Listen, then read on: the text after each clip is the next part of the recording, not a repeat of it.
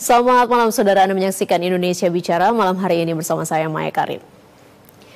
Indonesia memiliki kekayaan sumber daya alam dan keragaman hayati yang luar biasa yang berpotensi menjadikan negara ini sebagai lumbung pangan dunia.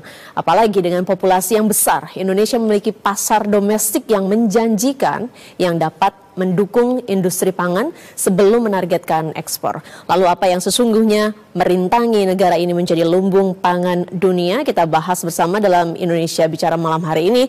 Kami sudah bersama dengan staf khusus Menteri Pertanian, sekaligus juga dosen Fakultas Teknologi Pertanian Institut Pertanian Bogor. Ada Pak Sam Herodian. Selamat malam Pak Sam. Malam Mbak Maya, malam. Baik. Dan secara daring kami juga sudah tersambung bersama dengan Direktur Jenderal Tanaman Pangan Kementan RI, ada Pak Yudi Sastro. Selamat malam Pak Yudi. Selamat malam Mbak Maya, selamat malam Pak Sam. Malam Pak Yudi, Pak Jenderal. Baik. Malam Mbak. Seperti disapa juga barusan ada Pak Zul Harman Jusman yang merupakan Wakil Sekretaris Jenderal Kontak Tani Nelayan Andalan. Selamat malam Pak Zul. Selamat malam Mbak Maya, Pak Sam, dan Pak Yudi. Assalamualaikum warahmatullahi wabarakatuh. Waalaikumsalam. Waalaikumsalam. Baik, sebelum kita mungkin lebih fokus ke soal Indonesia sebagai lumbung pangan dunia, kita bahas dulu yang sedang dihadapi saat ini oleh para petani, yakni musim kemarau begitu Pak. Saya ke Pak Sam terlebih dahulu. Pak Sam, mengantisipasi musim kemarau yang memang sudah masuk di beberapa daerah dan memang dampaknya sudah cukup terasa untuk para petani, apa mungkin yang diantisipasi dari Kementan, programnya seperti apa Pak? Ada tiga program besar sebenarnya yang sekarang dijalankan oleh Kementan, tetapi khususnya dalam menghadapi kekeringan ini paling tidak ada dua program penting. Yang pertama adalah optimalisasi lahan, yaitu di lahan rawa, khususnya rawa mineral. Biasanya rawa itu kan hanya satu kali tanam ya, di musim kemarau tanam, di musim hujan banjir tidak bisa ditanam. Nah, kita bangun polder-polder sehingga pada dua musim ini bisa ditanami padi dengan baik. Nah, harapannya dengan menambah polder-polder, ya, membangun optimalisasi lahan ini, kita menambah indeks pertanaman satu kali. Artinya kita menambah satu kali lagi pertanaman. Luasnya sekarang sekitar 400.000 hektar pada tahun ini. Nah, artinya kita bisa menambah satu kali lagi tanam seluas 400.000 hektar. Kemudian ada lagi yang penting adalah pompanisasi, Mbak. Pompanisasi ini ada 1 juta hektar, ada di Jawa sekitar 500.000 hektar, dan di luar Jawa 500.000 hektar. Nah, dengan menambah 1 juta hektar, artinya kita bisa menambah produksi sekitar 2,5 sampai 3 juta ton. Nah, kalau tahun 2023 kita tahu produksi dengan kebutuhan itu kira-kira pas-pasan, 31 juta ton. Dengan menambah ini kita ada spare untuk cadangan pangan nasionalnya. Gitu. Baik, Pak Sam. Lalu kemudian apa pertimbangannya dipilih pompanisasi daripada mungkin memperbaiki irigasi dan sebagainya? Idealnya memang kita kalau bisa memperbaiki irigasi sangat bagus ya. Tetapi itu kan memerlukan waktu yang cukup lama. Sedangkan ini kan dalam keadaan darurat ya. Nah, kita harus perlu gerak cepat. Nah, langkah yang paling baik, yang paling dimungkinkan untuk masalah ini adalah tentu adalah pompa menurut kami gitu. Berarti bentuk program yang diberikan seperti apa di lapangan Pak? Ya, untuk pompa ini sebenarnya ada beberapa kegiatan. Pertama memang kita berikan pompanya langsung kalau memang sumber airnya dekat dengan sawahnya, tetapi kita perlu naikkan atau alirkan lebih banyak lagi. Ada juga irigasi perpompaan yang lengkap dengan perpipaannya, pompanya sendiri, rumah pompa lengkap. Ada bahkan bantuan pipanya saja. Kenapa kok pipanya saja? Misalnya mereka sudah punya pompa, tapi agak jauh sumbernya. Akses airnya jauh. Nah, kita beri pompa gitu Mbak, pipa ya Mbak Maya, sehingga pompa itu bisa berfungsi optimal gitu. Oke, berikutnya saya ingin menyapa narasumber yang juga sudah bergabung bersama kami. Ada Deputi Ketersediaan dan Stabilisasi Pangan Bappenas, Pak Igusti Ketut Astawa. Selamat malam Pak Gusti. Selamat malam Mbak. Terima kasih sudah. Bapak-bapak. Malam, betul. Selamat siang. Baik, untuk mengelaborasi tadi yang disampaikan oleh Pak Sam soal pompanisasi bantuan yang diberikan kepada para petani, saya ingin ke Pak Yudi. Berikutnya Pak Yudi, tanaman selain padi mungkin yang menjadi fokus untuk diberikan bantuan, khususnya di musim kemarau ini, apa saja mungkin Pak yang perlu didorong? Ya, baik Mbak Maya, terima kasih banyak. Saya kira menyambung dari yang disampaikan Pak Sam. Jadi kita ini ada beberapa komoditas tanaman pangan yang penting saya kira ya. Di samping padi kita juga jagung. Nah ini jagung ini juga sangat potensial di Indonesia. Kemudian juga ini juga pasti berhubungan dengan pengembangan padi. Misalnya di wilayah timur Indonesia yang banyak lahan kering, kita punya kurang lebih 107 juta lahan kering dan itu sebagian ada di timur Indonesia. Ini juga potensial kita kembangkan, seperti itu Mbak Maya. Treatmentnya sama dengan pompanisasi atau justru ada dukungan ataupun program lain untuk tanaman pangan padi?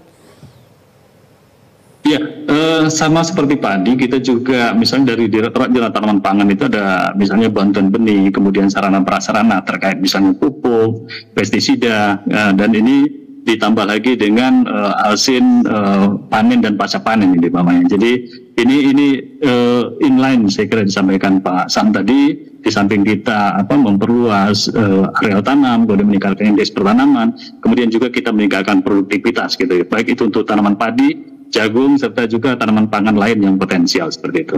Oke, baik. Berikutnya saya ingin ke Pak Ketut. Pak Ketut terkait dengan tadi antisipasi di musim kemarau ini seperti apa langkah atau mitigasi yang disiapkan oleh Bappenas sejauh ini? Baik, terima kasih. Saya kira ini kolaborasinya kan pas ada Pak Yudi, Pak Dirjen Produksi, kalau Badan Pangan Nasional kan bagaimana mengupayakan penguatan cadangan pangan. Artinya contoh kayak kemarin kita ke Dompu melihat jagung, kemudian skema hulu hilir sudah berjalan, kemudian salah satunya juga di daerah NTB jagung serapan Bulog juga kita perkuat, sehingga tahun inilah Bulog sudah bisa melakukan penyerapan jagung hampir 70.000 ton. Artinya ini pelajaran berharga bagi Bulog ke depan dengan pengelolaan yang bagus dan berhasil. Nah 2025 ini akan lebih lancar lagi, lebih banyak lagi. Pak Yudi memproduksi, Bulog menangkap, ini jauh lebih bagus ke depannya. Nah ke depan dengan kondisi seperti itu kita berharap kalau kita ingin swasembada pangan otomatis kenyamanan produksi di petani harus kita jaga. Nah kenyamanan produksi di petani bisa dijaga tatkala intervensi, tatkala peran serta BUMN untuk berkontribusi dalam rangka penyerapan produksi besar itu akan menjadi darah baru bagi petani kita. Saya kira demikian Mbak. Oke, baik.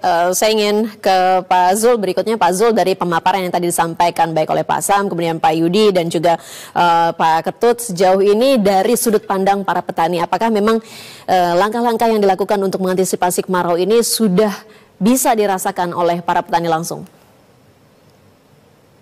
Baik, terima kasih Mbak Maya. Jadi kami dari perwakilan teman-teman kelompok tani sebenarnya sudah sangat merasakan masalah pompanisasi yang sudah dilakukan oleh Kementerian Pertanian, lalu juga istilahnya untuk percepatan daerah-daerah yang memang perlu untuk penindaklanjutan. Seperti sekarang di Indonesia ini kan hampir sekitar 40% ini daerah rawa yang memang belum terjamah. Nah ini kemarin Kementerian Pertanian sudah mulai membuka untuk lahan-lahan rawa ini menjadi lahan terbuka untuk pertanian. Nah ini menjadi satu potensi yang istilahnya nanti ke depan kita untuk mencapai lumbung pangan 2045 kemungkinan akan besar. Nah cuman nanti kami sendiri di petani sendiri butuh adanya kegiatan perencanaan terpadu dari kementerian-kementerian yang terkait. Nah karena tidak hanya Kementerian Pertanian, tidak hanya Badan Pangan Nasional, tetapi juga ada beberapa kementerian yang memang di bawah ini, di bawah petani ini terkaitan, seperti UMKM-nya, seperti KLH-nya, seperti PUPR. Nah ini beberapa kejadian kemarin sebenarnya kalau misalkan sinkronisasi dan keterkaitan tadi, alhamdulillah cepat tanggap. Seperti kemarin kejadian beberapa minggu yang lalu di Indramayu.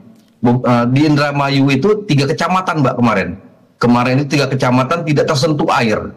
Nah, tetapi alhamdulillah kami koordinasi baik itu ke Kementerian Pertanian maupun ke PUPR yang mempunyai danau yang ini. Nah, mereka tanggap tidak sampai 2-3 hari ternyata aliran air sudah bisa tersalurkan. Nah, ini seperti yang dikatakan Pak Sam tadi, memang betul misalnya ada beberapa aliran air yang pompanisasi tidak berjalan tetapi disiapkan juga pipa-pipa untuk penyaluran air tadi. Bahkan kemarin di Indramayu Pak Sam izin itu sempat kita bongkar sungai Pak. Jadi sungai yang alirannya tidak mencapai masuk ke dalam sawah-sawah petani yang 3 kecamatan tadi akhirnya terpantau semuanya. Nah, sampai dengan saat ini alhamdulillah kami terima kasih kepada pemerintah sudah walaupun tidak maksimal semuanya tetapi bertahap, Mbak.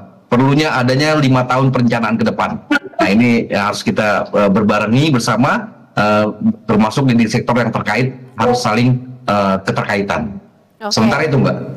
Salah satu yang digarisbawahi adalah soal keterkaitan ya, perencanaan yang terpadu. Nah, ini soal berikutnya yang saya ingin tanyakan, tapi kita harus jeda terlebih dahulu. Tetap bersama kami pemirsa di Indonesia Bicara.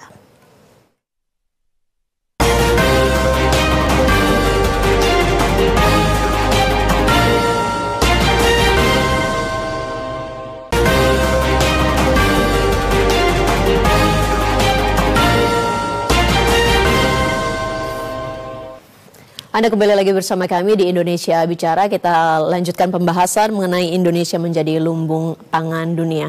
Menyambung soal aspirasi dari tadi Pak yang disampaikan oleh Pak Zul begitu ya. Masih kurangnya perencanaan yang terpadu. Memang yang terjadi di lapangan sejauh ini seperti apa Pak? Koordinasi antara kementerian dan lembaga terkait. Iya, ini kan memang dalam keadaan darurat ya Pak. Jadi di lapangan itu contoh Pak Zul, kemarin saya juga ke Indramayu kebetulan. Jawa Barat ya Pak? Ya. Salah satu tanggung jawab wilayah saya adalah Jawa Barat. Nah itu memang ada satu bendung karet yang kalau kita bendung, yang sekarang kan bocor nih, itu bisa manfaatnya sampai 15.000 hektar. Itu kan luar biasa. Nah sekarang bendungnya pecah sehingga air asin itu bisa balik masuk. Nah kalau udah airnya asin kan tidak bisa dipakai untuk sawah. Nah hal-hal semacam itu nanti kita rencanakan lebih baik lagi ke depan, koordinasi lebih baik lagi. Supaya pemanfaatan air itu bisa dirasakan oleh petani, bukan oleh, kalau itu yang kemarin itu kan hanya dibuang aja tuh, buangan di ujung ya. Nah itu kalau kita bendung sedikit, itu bisa bermanfaat, kita bisa tanam 3 kali setahun, kan luar biasa nambah ya. Kemudian juga saya kira era Pak Jokowi luar biasa membangun bendungan yang cukup banyak, nah tinggal dilanjutkan ke pemerintahan berikutnya, menyalurkan air yang di bendung ini ke sawah-sawah, lahan-lahan sawah, sehingga nanti tahun ke depan saya yakin ya, itu kita bisa swasembada akan kembali lah insya Allah. Oke, jadi dari infrastruktur yang terbangun mulai dari bendungan dan embung sebagainya ini memang belum bisa termaksimalkan potensinya? Ya, masih bisa dimaksimalkan lah gitu lah. Ya. Salah satu strateginya mungkin Pak? Ya, nanti kita merencanakan, ini kan dalam perencanaan bersama. Ini keuntungannya pemerintahan nyambung ini, kita perencanaan udah curi start dari sekarang nih. Ya, jadi kami sudah merencanakan ke depan apa yang harus kita lakukan, sehingga begitu nanti insya Allah Presiden terpilih dilantik, kita udah langsung lari cepat gitu. Oke. Jadi kedepannya mesti ada keberlanjutan dari infrastruktur yang sudah terbangun. Saya berikutnya ingin ke Pak Yudi. Pak Yudi, lalu bagaimana Kementerian Pertanian ini melihat potensi tanaman pangan di Indonesia dalam memenuhi kebutuhan domestik hingga harapannya nanti bisa ekspor?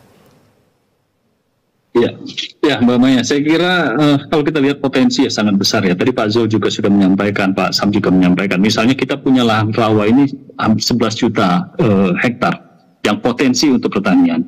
Jadi kita pemanfaatan sampai saat ini kan baru 1,8 juta. Nah ini kita masih punya sangat luas. Nah, ini yang menjadi kebijakan saya kira di pemerintahan berikutnya. Yang tadi Pak Sam sampaikan, kita sudah mulai curi start nih. Kami sudah mulai mengoptimalkan ini lahan rawa nih Pak Zul juga sampaikan tadi. Kemudian juga kita dalam perencanaan ini Pak Sam juga di dalam tim bahwa perencanaan untuk buka lahan baru terutama di lahan rawa. Targetnya misalnya 3 juta dalam 1 tahun ke depan. Tadi misal kita berhitung-hitung ini Pak Ketut ya. Kalau kita berhitung misalnya kalau nanti 3 juta atau tahun depan 1 juta saja. Kita kali misalnya 5 ton saja sudah berapa. Ini yang dicita-citakan oleh Pak Jokowi juga Pak Prabowo saya kira ke depan ini kita ya kalau ekspor ini benar-benar ekspor, jadi kita tidak akan impor bahkan akan ekspor. Nah ini yang kalau misalnya tadi ditambah juga dari Pak Sam, pompanisasi saja kita targetnya 1 juta. Kalau peningkatan IP 1 saja gitu sudah 1 juta kali 5 itu atau 5,2 sekarang.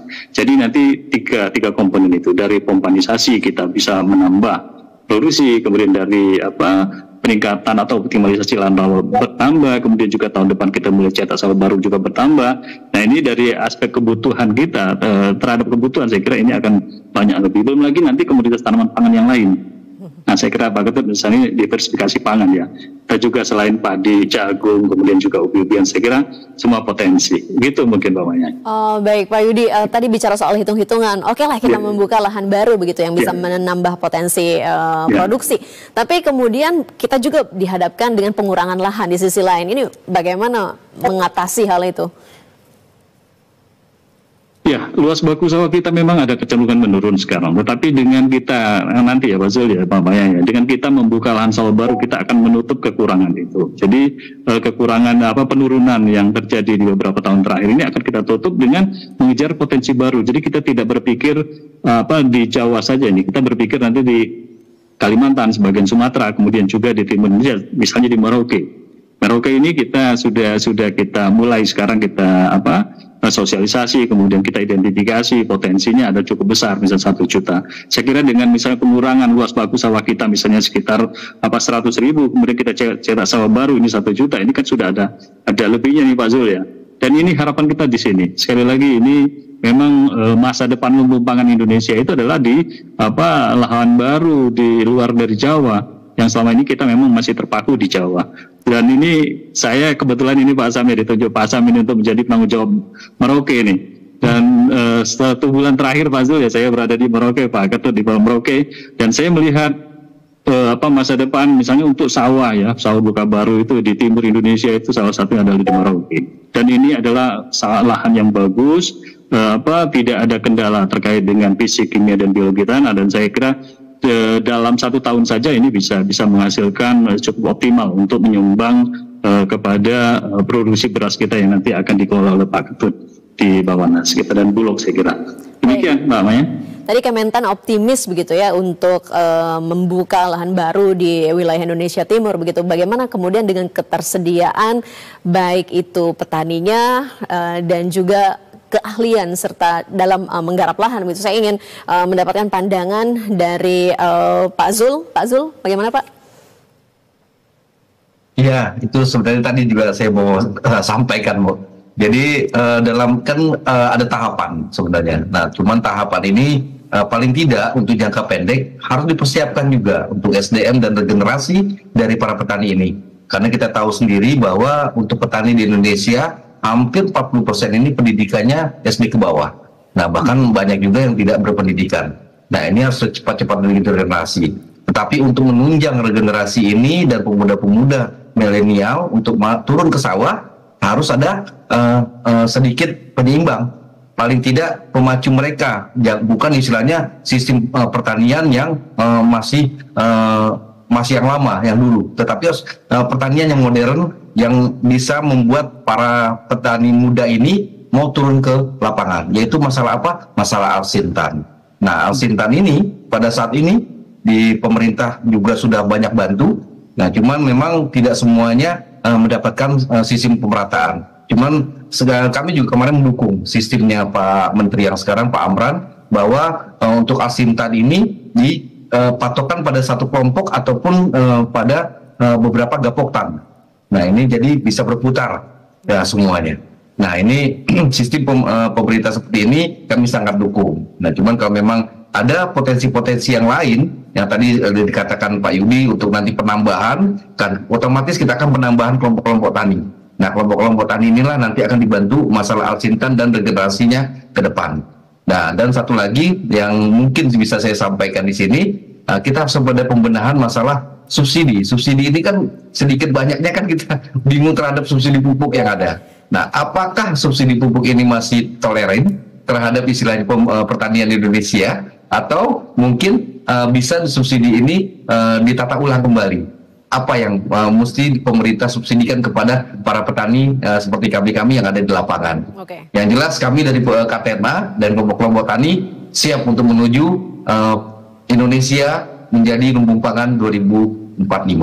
Baik, gitu, petaninya siap, tapi butuh dukungan-dukungan yang lain. Dalam hal tadi yang sempat juga disinggung adalah soal subsidi, Pak. Bagaimana? Saya langsung tembak Pak Sam dulu deh sebelum nanti ke Pak Ketut. Ada 3 hal tadi yang dari diskusi kita. Yang pertama dari masalah petani milenial. Jadi saat ini kita sedang persiapkan, Pak Jul, petani-petani milenial. Tentu tadi yang seperti dikatakan Pak Jul, kalau kita memasukkan petani milenial dalam kondisi seperti sekarang, masih manual, masih kotor, ogah lah. Ya. Nah, sekarang kita siapkan juga alsinnya. Bahkan untuk lahan-lahan yang baru, Pak Menteri sudah memerintahkan itu harus dengan pertanian modern. Smart farming bila perlu dimasukkan ke sana. Gitu. Paling tidak precision farming sudah harus masuk. Sehingga kalau kita di Pak Yudi di Maroke itu hampir semuanya sudah menggunakan alat mesin. Nah, tadi juga kaum milenial ini kita siapkan juga dengan alsin tadi ya, dikelola oleh Gapoktan tadi. Bahkan nanti di atas Gapoktan itu ada kelompok milenial yang akan mengelola suatu lahan tertentu yang cukup luas, Gapoktannya digabungkan sehingga itu lebih efisien lagi gitu. Dan ini kita mulai didik dengan kaum milenial. Ada dua jalur formal, pendidikan formal, ada juga jalur pendidikan yang non formal. Itu udah ribuan siap untuk dikirim ke daerah ya. Nah, alsin ini juga ini kan Pak Amran masuk di tengah, di ujung bahkan ya, sehingga memang belum semasif seperti pada yang pertama dulu. Tapi ke depan kita akan menuju ke sana, tentu udah pasti ini. Nah, untuk subsidi seperti kita ketahui tahun ini seharusnya kalau berdasarkan perencanaan tahun yang lalu kita hanya dapat 4,7 juta ton pupuk. Artinya ini hanya 50% dibandingkan pada awal-awal dulu Pak Amran menjabat ya. Artinya turun terus. Jadi tidak heran kalau produksi turun. Air kurang, pupuk kurang ya sudah pasti ya. Sehingga dengan perjuangan keras dan Pak Jokowi sangat luar biasa menyetujui dikembalikan ke 9,55 juta ton. 9,55. Jadi artinya kembali semua. Ya, airnya kita pompa, pupuknya kita siapkan, dipermudah juga pengambilannya, tidak harus pakai kartu tani, tapi juga boleh dengan KTP. Pokoknya dipermudah lah. Sehingga petani dibuat nyaman, harapannya produksi bisa meningkat gitu. Baik, dipermudah, tapi kemudian bagaimana memastikan ini kepada penerima yang tepat, penerima manfaat yang tepat begitu Pak? Ya, sebenarnya udah ada daftarnya Mbak. Semua ada terdaftar, bahkan computerized siapa alamatnya, petaninya, lahannya di mana. Nah, sehingga waktu mengambilnya yang penting dipermudah. Jadi petani itu tidak harus sulit. Yang tadinya individual bisa kelompok, yang tadi harus kartu tani bisa juga dengan KTP saja gitu. Sehingga ini lebih mudah dan harapannya lebih lancar sampai ke tujuan gitu. Oke, baik. Berikutnya saya ingin ke Pak Ketut. Pak Ketut, sebetulnya apa saja yang menjadi tantangan untuk mewujudkan mimpi kita Indonesia sebagai lumbung pangan dunia dalam sudut pandang Bapak Nas? Baik, terima kasih Mbak.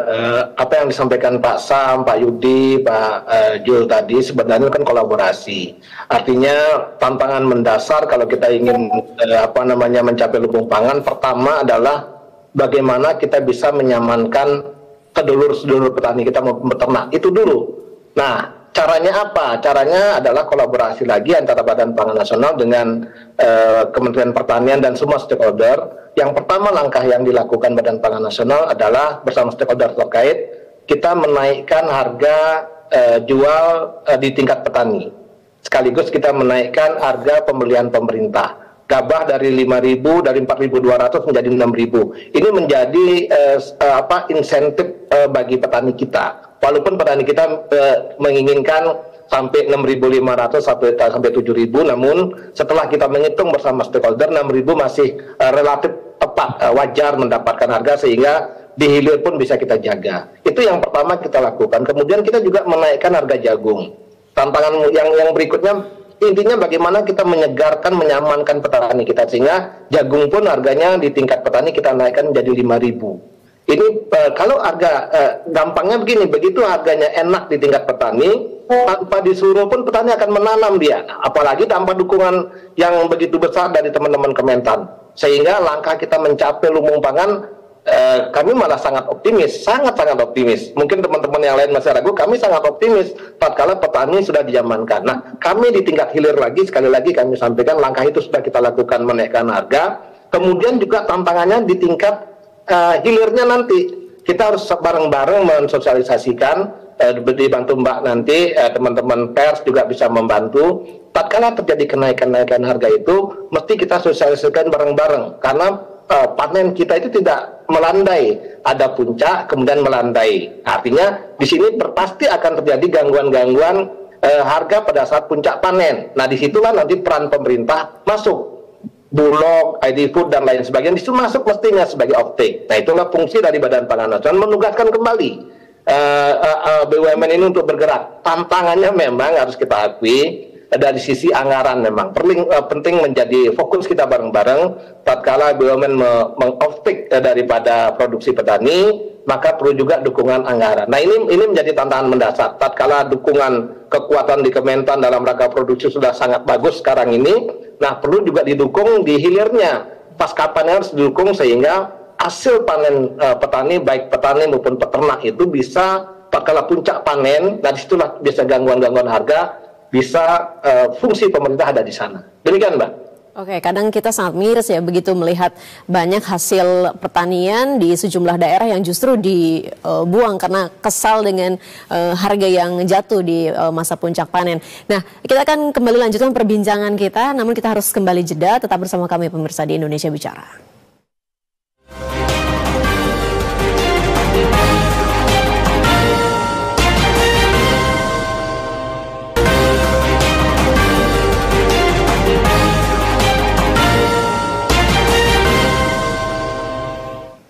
Anda kembali lagi bersama kami di Indonesia Bicara, menyambung obrolan sebelumnya dengan Pak Ketut. Pak Ketut, soal harga. Di satu sisi kita harus memberikan apresiasi kepada petani dengan harga yang pantas. Di sisi lain kita juga harus menjaga harga ke konsumen begitu ya. Ini apa mungkin upaya atau langkah yang dilakukan oleh Bappenas?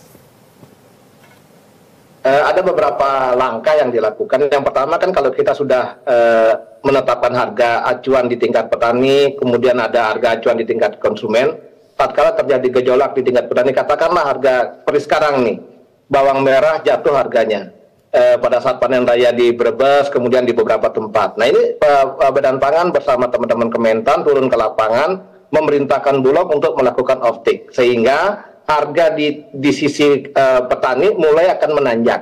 Itu yang kita jaga pertama, sehingga tingkat petani tidak hancur harganya, mulai kita kembalikan normal.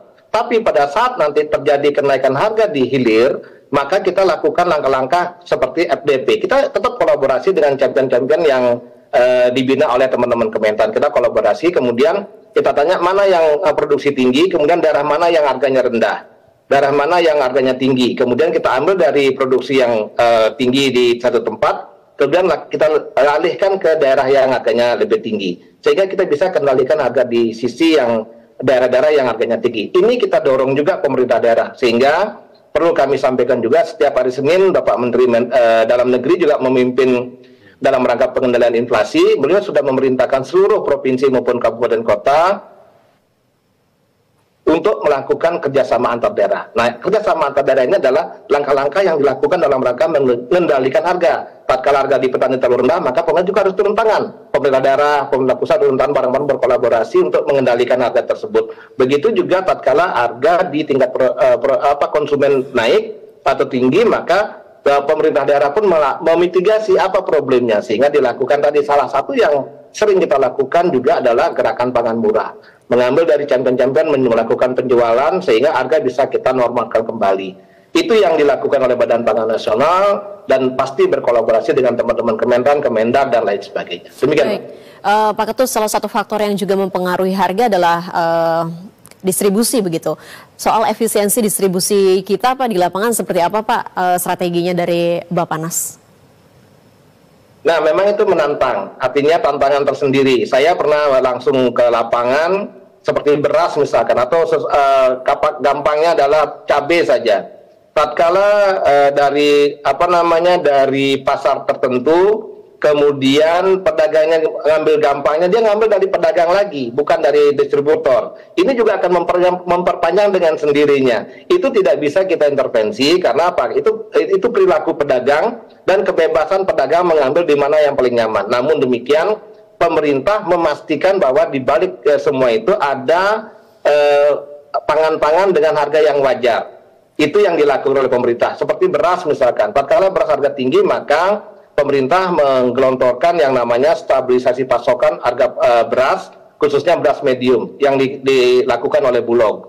Sehingga di satu pasar itu ada beras SPHP, kemudian ada beras normal, ada beras milik pedagang. Ini berjalan, kemudian dari sinilah akan terjadi bahwa beras medium ada dengan harga yang wajar. Bahwa nanti ada beras medium milik pelaku usaha atau pedagang relatif lebih tinggi, ini akan berjalan beriringan. Yang penting adalah masyarakat diberi ruang pilihan.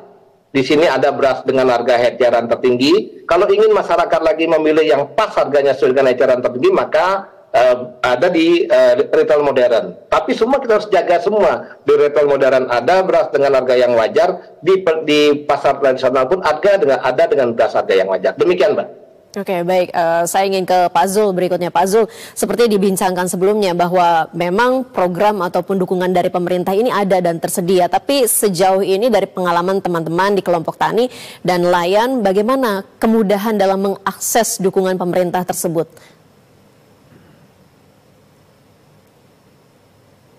Pak Zul? Mohon maaf, masih belum terdengar suaranya? Oh ya, mohon maaf tadi Mbak. Baik Mbak Maya. Jadi kalau untuk tadi yang dikatakan akses terhadap petani terhadap bantuan pemerintah ataupun informasi dari pemerintah, sebenarnya kami sudah banyak mendapatkan informasi, yaitu dari para penyuluh-penyuluh yang ada di kecamatan maupun di desa-desa. Nah, cuman untuk permasalahan yang kami hadapi yang saya sampaikan tadi, bahwa petani di Indonesia ini hampir 40%. Mereka pendidikan itu di bawah SD, Mbak. Bahkan ada beberapa yang mereka ini tidak berpendidikan. Nah, pada saat ini pemerintah gencar melaksanakan kegiatan pertanian melalui teknologi. Nah, sedangkan teknologi jangankan HP Android. Petani kami menggunakan HP biasa pun untuk SMS pun agak susah. Belum lagi petani-petani yang di ladang-ladang. Nah, ini yang mereka di pegunungan yang tidak mendapatkan sinyal. Nah, sebenarnya ini yang menjadi satu permasalahan. Makanya saya bilang dari awal tadi, paling tidak untuk mendapatkan SDM maupun regenerasi ini harus keterkaitan. Tidak hanya dari pemerintah, dari bidang pertanian maupun dari perairan ataupun dari badan pangan. Nah, salah satunya ini Mbak, salah satunya tadi, yaitu akses masalah internet tadi. Ya, paling tidak dari Kementerian Penerangan atau Telkom ataupun yang lainnya, judulnya. Nah, lalu saya sedikit menambahkan Mbak tadi yang dikatakan dari Badan Pangan tadi Pak Ketut, bahwa betul kami juga mengucapkan terima kasih Pak Bu kepada Badan Pangan, bahwa hampir beberapa bulan sekali kita selalu membuat revisi masalah HPP baik gabah maupun HPP beras. Nah, ini pemerintah mengkhawatirkan bagaimana kalau misalkan harga terlalu tinggi, pemerintah bagaimana mengkhawatirkan kalau harga terlalu rendah. Karena pada saat musim panen, kami yang kelabakan, Mbak. Karena pada saat musim panen, harga akan turun sekali judulnya. Padahal setiap tahun untuk operasional pertanian di Indonesia ini, tiap-tiap ini 1 hektarnya itu akan masuk bertambah operasional itu sebesar 1-3%. Nah, ini yang menjadi permasalahan. Kenapa kenaikan 1-3% dalam satu periode pertanaman? Ini karena yang pertama, lahan hitungan kami tetap sewa, Mbak. Karena hampir di seluruh Indonesia ini lahan sewa. Nah, ini menjadi permasalahan. Setiap tahun lahan sewa ini naik. Yang kedua, upah tenaga kerja. Upah tenaga kerja ini menyesuaikan dengan PAD dan pendapatan masing-masing daerah. Ini tetap naik juga. Nah, lalu Alsintan ini biaya perawatan makin tinggi, dan juga tadi masalah bensin dan solar ini menjadi permasalahan juga. Nah, sebenarnya, tetapi alhamdulillah kemarin ada beberapa permasalahan yang sudah masuk menjadi kolaborasi bersama tadi.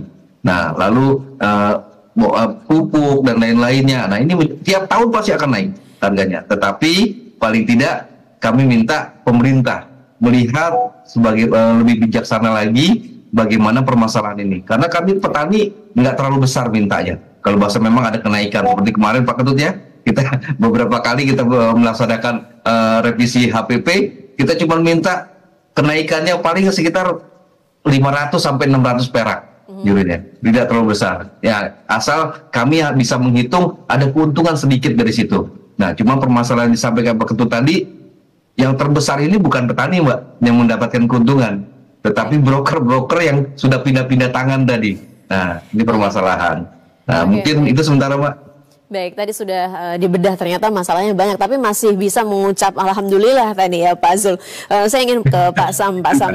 Dari banyak permasalahan tadi yang disampaikan oleh Pak Zul, salah satunya saya mencatat adalah soal SDM, yang memang pendidikannya itu tadi 40%-nya adalah di SD ya, begitu tamatan SD. Nah, bagaimana kemudian dari Kementan sendiri memastikan bantuan-bantuan yang ada, program-program yang ada ini mudah untuk dijangkau oleh semua dan merata kepada para petani? Iya, saya kira Pak Jul juga sudah merasakan di lapangan. Jadi untuk yang teknologi yang modern itu, kenapa kami menyiapkan tenaga milenial ini? Jadi tidak perlu semuanya, semua petani itu harus menguasai semua teknologi. Jadi bagi petani-petani yang konvensional kita tetap menggunakan bantuan itu tetap berjalan, Pak. Tetapi nanti di level tertentu ada anak-anak milenial yang sekarang kita sudah siapkan untuk memegang itu semua. Nah, jadi jangan khawatir, SDM sedang kita siapkan, dan kalau masalah tadi upah yang jadi masalah, alsintan dan seterusnya, bahan bakar, tadi jawabannya semua adalah teknologi. Jadi kalau kita masukkan teknologi dengan skala yang tepat, dikelola dengan baik, maka keuntungannya akan meningkat bisa lebih dari 30%. Jadi kuncinya adalah produktivitasnya yang produktivitas kita tingkat. Jadi produktivitas petaninya kita tingkatkan. Kalau sekarang setiap petani misalnya di Jawa ada 0,2 sampai 0,3 hektar per petani, bahkan keluarga petani, ke depan harusnya bisa dikelola satu petani itu mewakili minimal 5 sampai 10 hektar. Artinya dengan teknologi kita dikuasai bersama, dilakukan bersama dengan melalui kelompok tani, melalui koperasi petani milenial, nah itu bisa dilakukan, Mbak. Oke, saya ingin Pak Yudi juga turut menambahkan tadi terkait dengan masalah-masalah yang dihadapi begitu oleh para petani di lapangan. Pak Yudi. Ya, terima kasih Mbak Maya. Saya kira menambahkan Pak Sam juga ya terkait dengan yang disampaikan Pak Zul. Memang mau tidak mau kita harus melakukan efisiensi dalam produksi itu. Pertama, kemudian yang kedua juga kita profitas ini kan masih cukup lebar yang masih bisa kita tingkatkan. Kemudian ketiga nilai tambah. Nah benar kata Pak Zul, memang tidak gampang juga karena dengan kondisi misalnya petani kita yang sekarang yang sudah mungkin sebagian besar sudah ini ya. Dan tadi disampaikan Pak Sam bahwa kita memang sudah menyiapkan petani milenial. Nanti petani milenial ini yang banyak mengemban terkait dengan dicita-citakan Pak Zul tadi. Jadi kalau tadi Pak Sam sampaikan yang sudah tidak memungkinkan untuk kita introduksi inovasi baru, apalagi terkait dengan Android, bisa Pak Zul ya. Nah ini kita memang yang sekarang ini Pak Sam juga dengan Badan SDM sedang merancang bagaimana nanti petani milenial ini kita tumbuhkan terus, kita perbanyak, kemudian kita sebar di lokus-lokus yang memang akan kita lakukan pengembangan. Seperti sekarang ini Kementerian Pertanian melalui Polbangtan ya, kuliah merdeka belajarnya itu berada di wilayah-wilayah yang akan kita kembangkan. Nah misalnya di Merauke itu saya ketitipan 40 mahasiswa Polbangtan yang nanti akan secara reguler akan berganti. Begitu juga di beberapa tempat yang lain. Yang ini nanti akan menjadi cikal bakal yang akan meregenerasi petani-petani kita yang memang sudah masanya sudah lewat gitu. Dan insya Allah nih, dan saya setuju dengan Pak Jul tadi bahwa ini statement pertama tadi bertahap gitu ya. Nah saya kira Pak Presiden yang sekarang maupun Presiden yang akan datang ini terlihat sekali untuk Pak Prabowo nanti ada tahapan-tahapan ke arah sana. Dan ini yang tadi Pak Sam juga sampaikan, kita sedang curi start ini sebenarnya, baik terkait dengan dengan kapasitas petani, kita tahu menumbuhkan petani milenial, kemudian juga infrastruktur, kemudian juga kita strategi kita jangka pendek, jangka menengah, jangka panjang. Dan ini tapi sekali lagi kalau saya tadi Pak Ketua menyampaikan, juga Pak Sam menyampaikan sangat optimis ini terkait dengan lumbung pangan. Memang kolaborasi, kemudian perencanaan yang lebih matang ini harus benar-benar menjadi catatan kita semua. Dan insya Allah ini dengan kemauan yang sama-sama kuat ini dari Bappenas, dari teman-teman KTNA ya, petani kita seluruh Indonesia, Kementerian Pertanian juga, PUPR, bahkan ini TNI juga terlibat sangat intens untuk perencanaan kita ke depan. Saya sangat optimis Mbak Maya, ini sangat optimis bahwa apa yang dicita-citakan Pak Presiden, kita tadi sampaikan Pak Sam juga, kita akan swasembada dalam waktu dekat. Saya tidak melihat ini dalam waktu 3 tahun Pak Zul, bahkan 2 tahun pun kita bisa mendapatkan ini. Tapi itu tadi, satu langkah, satu visi, kemudian kebersamaan yang disampaikan juga oleh Pak Ket. Ya, saya kira seperti itu Mbak Maya. Baik, optimisnya kurang dari 3 tahun bisa swasembada pangan. Nah, percepatan apa yang perlu dilakukan? Kita akan bahas usai jeda. Kita harus kembali jeda, tetap bersama kami di Indonesia Bicara.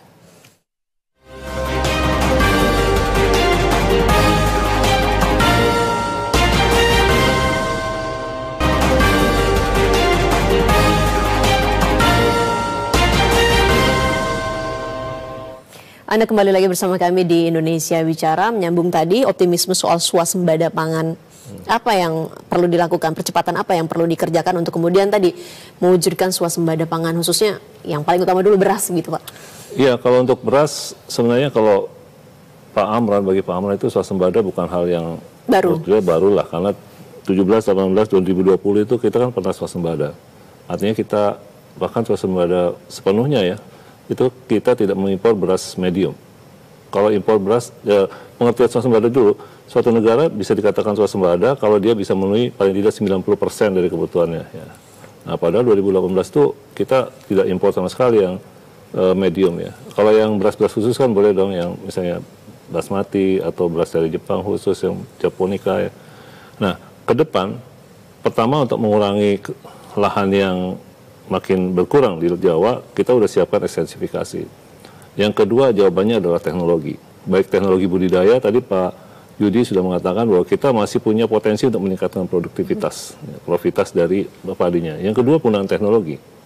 Jadi kalau dengan teknologi produktivitas manusianya bisa bertambah, juga kita bisa mengefisienkan cost. Bisa mengurangi cost sangat jauh sebenarnya. Contoh untuk misalnya panen itu butuh 25 orang kalau kita mengerjakan 1 hari per hektar.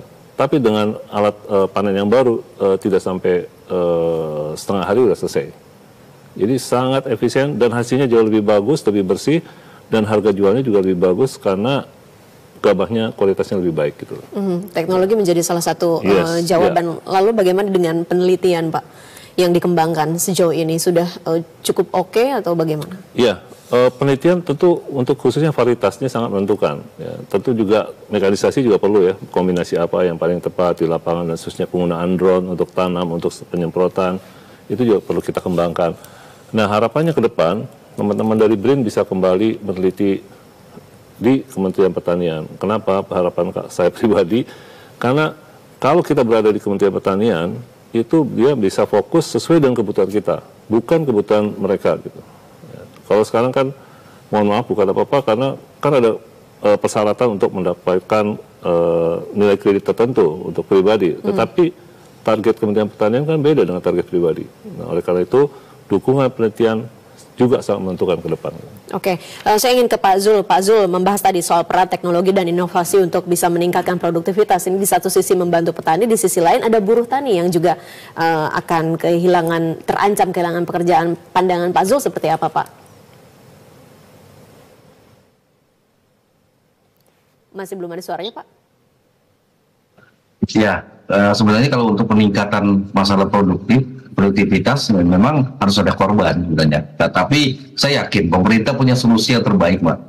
Istilahnya kalau misalkan tadi yang dikatakan Pak Sam tadi, ada 20 orang di dunia mereka untuk mengerjakan 1 hektar lahan di Indonesia. Nah, tapi kan pemerintah punya program tadi untuk membuka lahan lebih daripada beberapa juta hektar.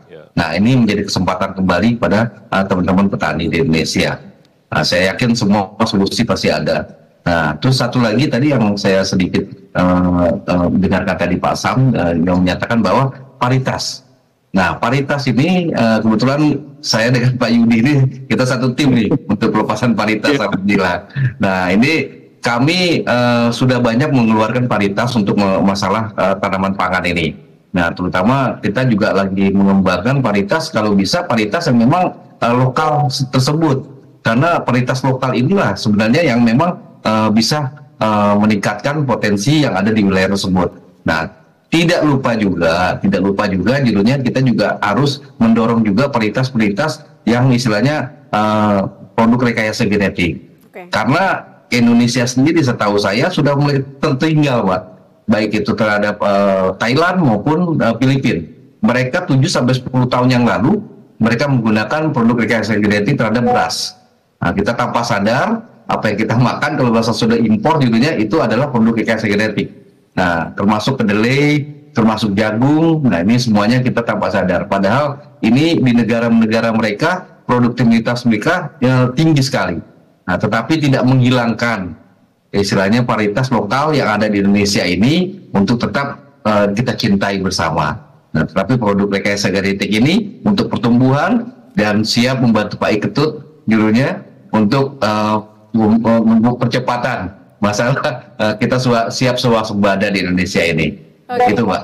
Terima kasih. Saya ingin dapat pandangannya Pak Ketut soal tadi cita-cita kita swasembada tidak hanya di konsumsi dalam negeri tapi juga bisa ekspor. Tapi kan kualitasnya juga harus dipertimbangkan begitu Pak. Betul, saya kira kalau bicara kualitas, bicara kuantitas, teman-teman di Kementan sudah pasti menyiapkan segala macamnya. Cuman saya malah ingin menyampaikan satu lagi, sekuat apapun kita berproduksi, kalau kita lupa mengendalikan food waste kita atau food loss kita, juga belum akan menjadi tantangan tersendiri. Oleh karena itu, salah satu lagi yang perlu kita perkuat adalah bagaimana kita mengendalikan food waste kita. Ya artinya begini, kendalikan makannya, makan yang cukup, stop boros pangan sebenarnya yang paling penting. Kita bisa merasakan, saya juga pernah tatkala makan kadang-kadang tidak menghargai pangan. Tidak menghargai pangan itu artinya kita makan satu piring, yang kita makan paling sepertiga, yang sisanya kita lepas.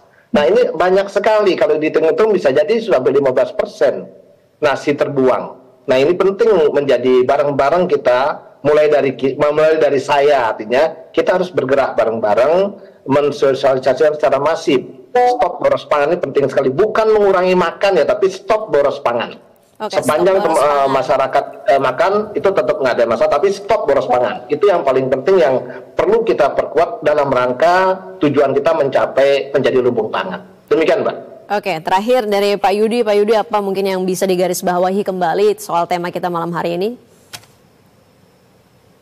Ya, saya kira apa yang sudah dicanakan oleh Pak Menteri Pertanian, saya kira terkait dengan perluasan areal baru, ya, kemudian peningkatan produktivitas, kemudian juga memanfaatkan semua sumber daya pertanian yang ada ini yang harus kita sama-sama kita sama-sama helah. Nah ini ya saya kira yang tadi Pak Zul sampaikan, Pak Ketut sampaikan, beliau juga sambil sampaikan, dan ini tidak bisa kita selesaikan sendiri. Ini harus kita selesaikan secara bersama. Kita harus menyatukan langkah ini, sehingga sesuatu yang mungkin sebagian orang menganggap itu berat itu akan menjadi ringan. Dan insya Allah apa yang kita cita-citakan, kalau kita semua sudah sama visinya, sama langkahnya, saya kira tidak ada yang tidak mungkin. Kalau saya seperti itu secara pribadi atau secara kedinasan, saya sangat yakin apa yang kita cita-citakan itu bisa kita lakukan. Tapi itu tadi kolaborasi, tidak bisa kita selesaikan sendiri. Begitu. Oke, lagi-lagi kolaborasi menjadi kunci. Terima kasih Pak Yudi, Pak Ketut, Pak Zul, dan juga Pak Asam sudah bergabung bersama di Indonesia Bicara malam hari ini. Salam sehat untuk semuanya. Selamat malam. Salam sehat. Saya Pak Yudi. Malam, Mbak Maya, Pak Asam, Pak Zul. Siap, Pak Ketut. Ya, saudara, Indonesia memiliki potensi besar untuk menjadi lumbung pangan dunia. Namun untuk mencapainya tentu memerlukan upaya bersama dari pemerintah, sektor swasta, petani, dan tentunya masyarakat luas. Dengan mengatasi tantangan yang ada dan memaksimalkan potensi yang dimiliki, Indonesia mestinya bisa menjadi salah satu negara produsen pangan terkemuka dunia. Saya Maya Karim, pamit undur diri, selamat malam. Sampai jumpa.